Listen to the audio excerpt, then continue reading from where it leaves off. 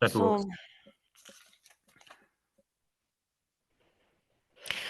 Okay, dear colleagues, before we start, I would like to briefly summarize the changes of last year, which took considerable impact on Russian economy. First of all, we would like to mention the appearance of so-called list of unfriendly countries, offshore countries, which Maria has mentioned in her part. It was a response of Russian Ministry on Finance, for European sanction. And let's see, the main impact that this list brought to Russian economy. The first of all, I would like to talk about transfer pricing. And now all deals with entities with person from this list are treated like controllable deals. No relation, no affiliation criteria are not needed anymore. So the main point is the limit. If your deal reaches the limit of 120 million rubles, and the party is from this list, this deal will be controllable for transfer pricing. As a result, you have to submit a notification on such deal, and tax office will know about this deal and will have, I would say, wide possibility of tax audit. Also, new changes from this year that tax office has right to do secondary adjustment and accrue additional 15% tax for the deals if prices are treated as not marketable. This aspect we will cover later. So another impact is possible exclusion from register of small and medium-sized business. I would like to remind you that inclusion in this list have such benefits. First of all, the reduction of social charges. The good sign that at the moment nobody was excluded from this list. Another impact, dividends. So no 0% tax rate is applicable on dividends from foreign entity. That means if a Russian parent company receives dividends from its foreign entity, it shall pay tax on dividends. Other impact, sale of share. So if Russian parent company sells share of its foreign entities, they also should pay taxes, and in respect of shareholding over 5 years.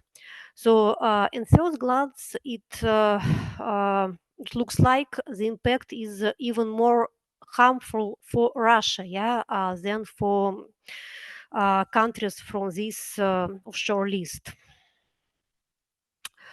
The other important impact is controllable foreign entities, so-called KIK, abbreviation in Russian. So no free taxation for active holding and subholding company. And another impact, transfer of property and rights. So no 0% tax rate on free of charge transferred from 15% shareholder. What does it mean in practice? If foreign shareholder provides some free of charge transfer of Property, yeah, it can be money, yeah, it can be other property, yeah, of immaterial rights. No 0% tax rate is applicable anymore. So it's still possible uh, uh, to to uh, to do it via contribution into additional capital, yeah, if this option is foreseen in article of entity. And after that, another impact is a temporary stop of double taxation agreement, yeah, with also most European country, USA, and other countries. So the main impact here are dividends, no reduced rate anymore, royalty, no free taxation anymore, interests, no free taxation, and profit from international career. Yeah, what does it mean in practice? Yeah, when we pay dividends from Russia abroad, when we pay royalty, when we pay interest, we should pay taxes to the budget of Russian Federation. Um, Also, it applies to construction site less 12 months. Yeah, I remind you that previously construction site was not subject of profit income tax if existence was less 12 months. And introduced all these changes. Yeah, Russian government went forward and introduce another changes in tax code. Yeah, and these changes are applicable from the beginning of this year. And very important changes, yeah, it's source tax from services which foreign entities provide to Russian entities. For example, if a parent company from Europe, yeah, provides whatever services to its Russian daughter company, whatever services, IT, marketing services, engineering services, consulting services. So paying for these services, Russian company has to retrieve 15% taxation. So, or if your contract stipulates gross up provision, yeah, Russian company should pay this 15% from our own account. Yeah, that means that for a Russian entity, this service will cost 15% more. Yeah, and key point here, yeah, that companies should be affiliated. Yeah, if a Russian company pays for such services for non-affiliated company, yeah, this tax will not rise.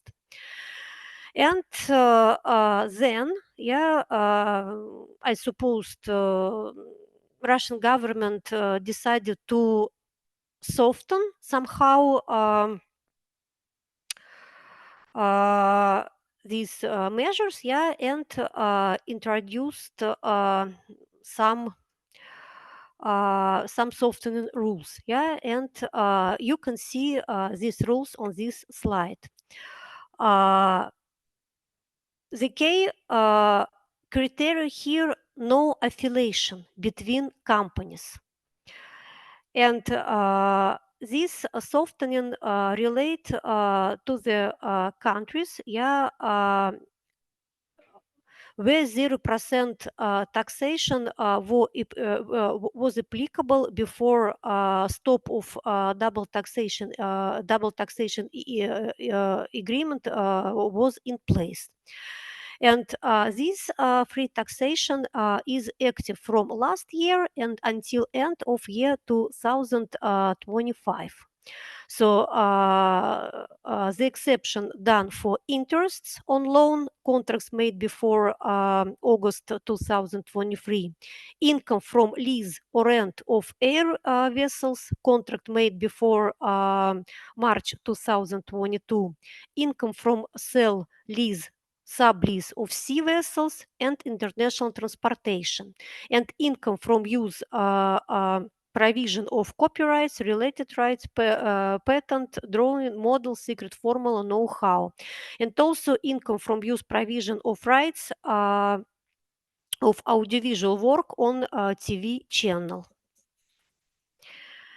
Another soft measure, reduced taxation, is still in place until end of year 2025 for such countries where reduced taxation was stipulated by double taxation agreement. And here you also can see the list. You can see that list is very detailed, yeah, and precise, and list is closed. Yeah, only this item free or from taxation or reduced taxation is applied. Another interesting topic is transfer pricing. So new affiliation criteria was introduced. And according to, so I would say new affiliation criteria were added to existing affiliation criteria. And now entity is affiliation if one person with its relative have over 25% of shareholding of entity. Person with relative have the authority to appoint, elect the sole executive body. Person with relative have the authority to appoint, elect at least 15% of collegial executive body or board of directors. Also, controlling person and his controllable foreign company, KIC, are affiliated. And control affiliated also controllable foreign companies if they have one controlling person. What does it mean in practice? Before these changes, we do not have affiliation criteria via person who has possibility to influence decision. And now this criteria is in place. And now tax office has rights to prove affiliation via physical persons, yeah, and so-called via end beneficiaries. And taxpayer, yeah, and in Russia has more formal obligation to provide notification on controlled transactions. So as a result, yeah, more and more deals, yeah, will be subject of control of our tax office. Another interest moment, adjustment up to medium level. I will explain what doesn't mean. If tax office finds that prices with controllable deals are not fair, not marketable, they have rights to calculate this delta, yeah, and then obligate company to pay corporate income tax from this amount, and also this amount will be treated like dividends, and 15% taxation will be applied additionally. So it will I would say two-tier burden. First of all, additional corporate income tax, and another tier 15% dividends. And now tax office has right, to correct at the medium level. I remember you that previously all correction were done within minimum, within a low and upper range. And now tax office will correct up to medium level. But in the cases if correction at the medium level, it does not have adverse effect of tax amount. So if correction after medium level will reduce tax amount, tax office has right to correct up to upper medium level, whatever, how is more beneficial to Russian budget. So it's quite innovative changes, and now tax office has wide possibilities, to correct tax base. What is also interesting, additional requirements to disclosure of information, with controllable deals. Disclosure will be regular and mandatory. And providing disclosure, provided information, we will have to provide additional info about income, expenses, assets, and quantity of employees of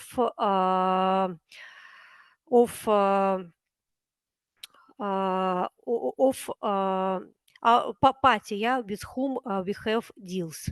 And additional disclosures are foreseen for international groups if the assets locate in Russia. Olga, I'm sorry, I Yeah. had to remind you that we have just few minutes more. Okay. I will try to finalize as soon as possible.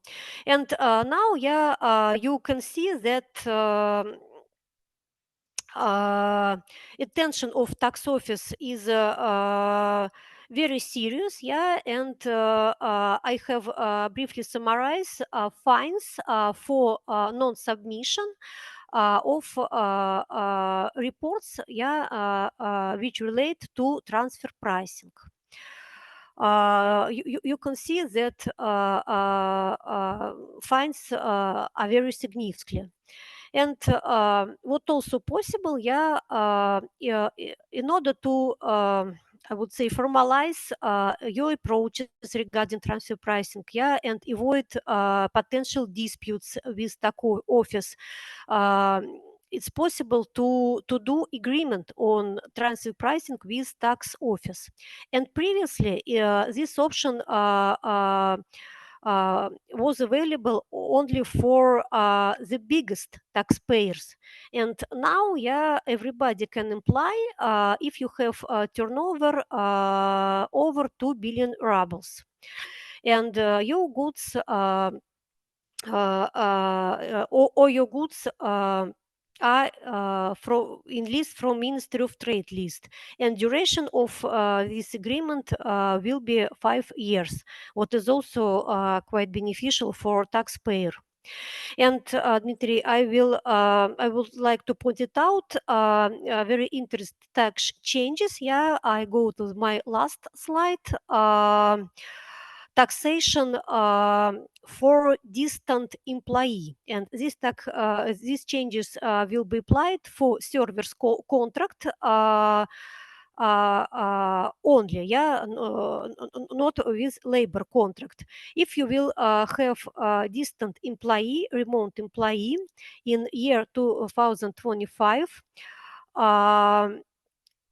personal income tax shall be paid by employer irrespectively of tax residence of your employee, if at least one of condition is met. executor of services is Russian resident, remuneration is paid on Russian bank account, or remuneration is paid by Russian entity, individual entrepreneur, or subdivision of foreign entities. And services also should be done with technical Russian tools, IP address, programs, whatever. So it means if your distant employee is foreign citizen and job place it outside of Russia, at least one of criteria will be sufficient. Remuneration is paid by the Russian entity, that personal income tax would be paid in the territory.